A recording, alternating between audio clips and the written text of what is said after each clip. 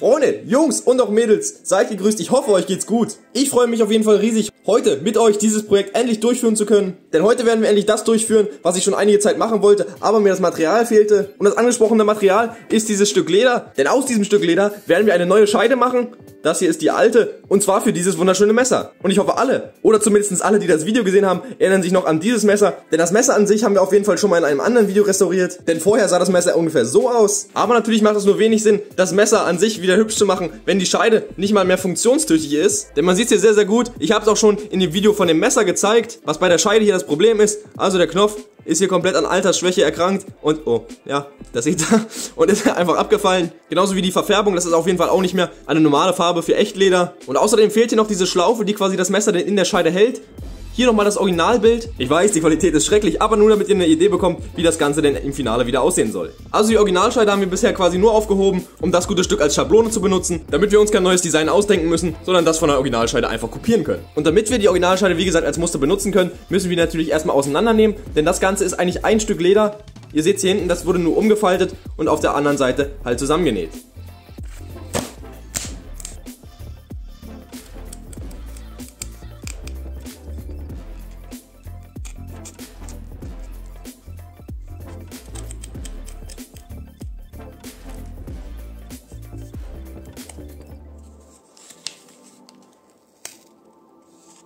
Eieiei.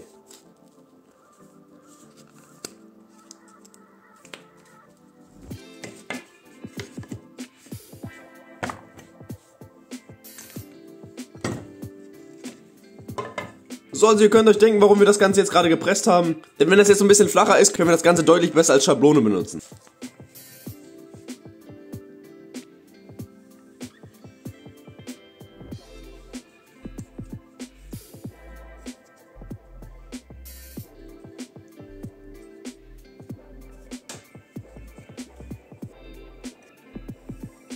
So Freunde, das sieht jetzt erstmal ziemlich unspektakulär aus, aber das ist nun mal die Form und deswegen werden wir die jetzt auch erstmal ausschneiden.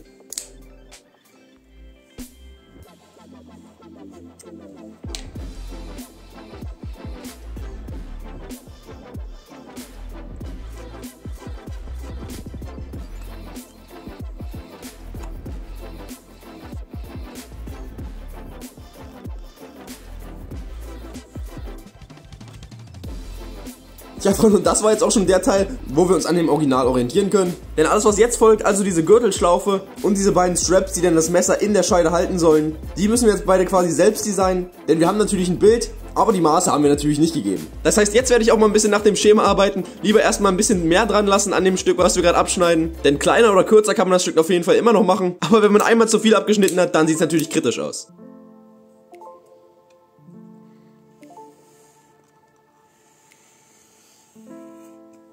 So Freunde, ich bin jetzt mal ein ganz kleines bisschen tiefer in die Analyse der Bilder gegangen. Und so wie ich das verstehe, wurde das hier im Original, glaube ich, so gelöst, dass dieser Strap, der quasi das Messer hier unten am Fingerguard in der Scheide hält, dass der permanent befestigt ist, also wirklich mit dem Stück, was wir hier als Referenz haben, permanent verbunden war und quasi hier so rumging. Na, ihr könnt es euch vorstellen. Und das aber jetzt bei der Schlaufe, die wir gerade machen, dass die nur mit einem Druckknopf hinten an der Scheide befestigt war. Denn wir hatten ja auch, kurz bevor sie rausgerissen sind, gesehen, dass die Scheide auf beiden Seiten Druckknöpfen hatte. Also werden wir unser Bestes tun, auch das genau wieder so umzusetzen. An Lederausschnitten fehlen uns jetzt auf jeden Fall erstmal noch die beiden Straps. Die werden wir jetzt so gut es geht natürlich auch reproduzieren, bevor wir dann natürlich anfangen müssen, die ganzen Teile zusammen zu nähen, kleben und auch nieten.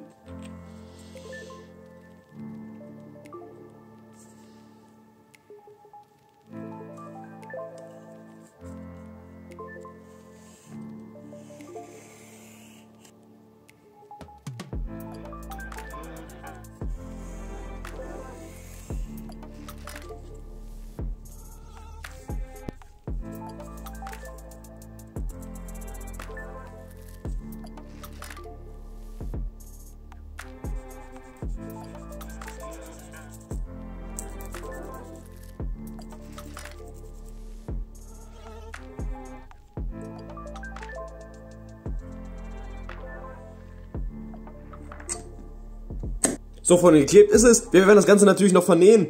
Und dafür werde ich jetzt einmal rüber an die Nähmaschine gehen, da die Löcher vorstechen, um dann das Ganze per Hand zu vernähen.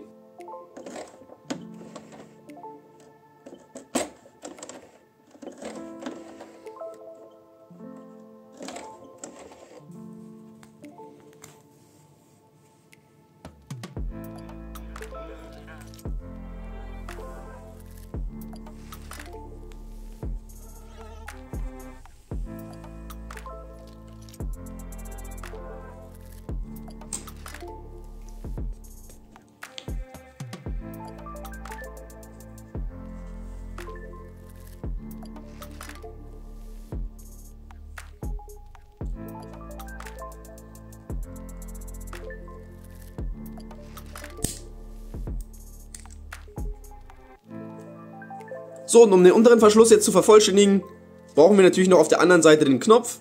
Wir haben ja sogar schon markiert, wo der Knopf bei der Originalscheide lag. Deswegen können wir ja da eigentlich gar nichts falsch machen. Jede Seite des Knopfs hat immer 2 Teile. Bei dem männlichen Teil, ich weiß nicht, ob man das so nennt, aber auf jeden Fall kommt hier auf diese Seite das hier durch. Genau so. Und dann das hier rauf.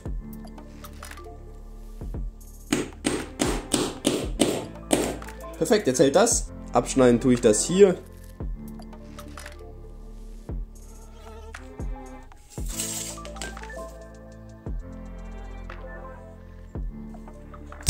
Und wie gesagt, das Gegenstück besteht auch wieder aus 2 Teilen.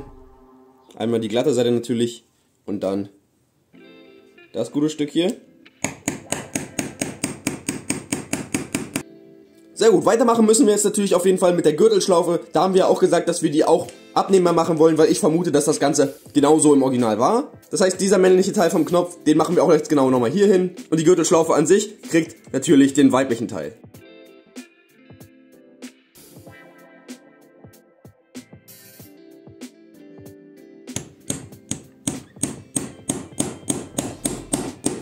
Jawohl, jetzt haben wir auch hier ein Loch.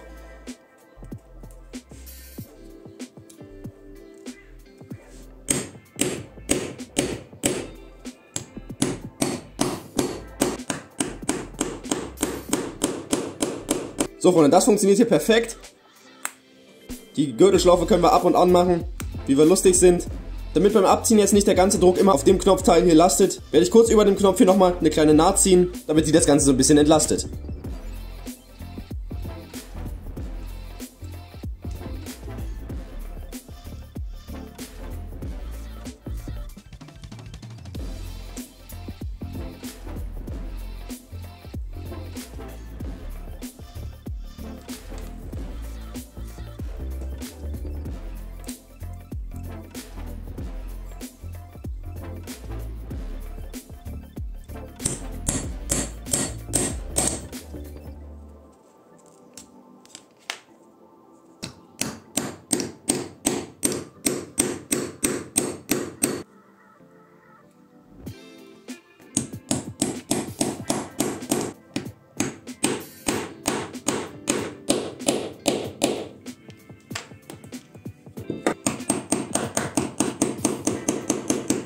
So Freunde, wir testen das Ganze nochmal, bevor wir dann wirklich die Scheide zusammennähen.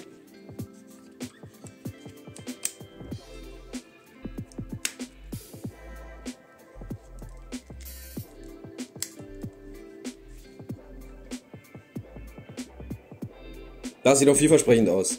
Okay Freunde, also erst die Scheide verkleben, dann natürlich Löcher machen und dann per Hand die Naht ziehen.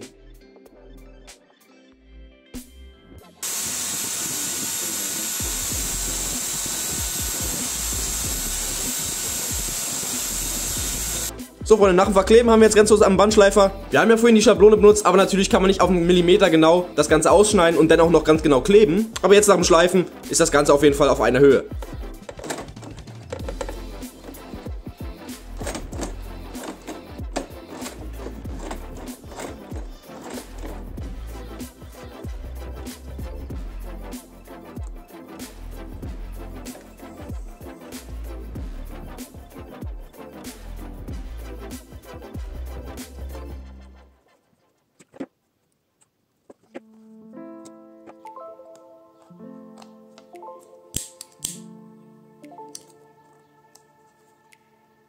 So Freunde, wir haben es geschafft, das ist unser Endresultat. Wir haben jetzt wieder eine voll funktionstüchtige und auf jeden Fall so originalgetreu wie mögliche Scheide. Ich bin auf jeden Fall mit dem Ergebnis wieder sehr, sehr zufrieden. Und egal, was man jetzt von dieser Scheide halten möchte, ich glaube, ich kann mit Fug und Recht behaupten, dass das im Vergleich zu dem, was wir vorher hatten, auf jeden Fall eine extreme Verbesserung ist. Ich möchte euch das auch mal ganz kurz beweisen.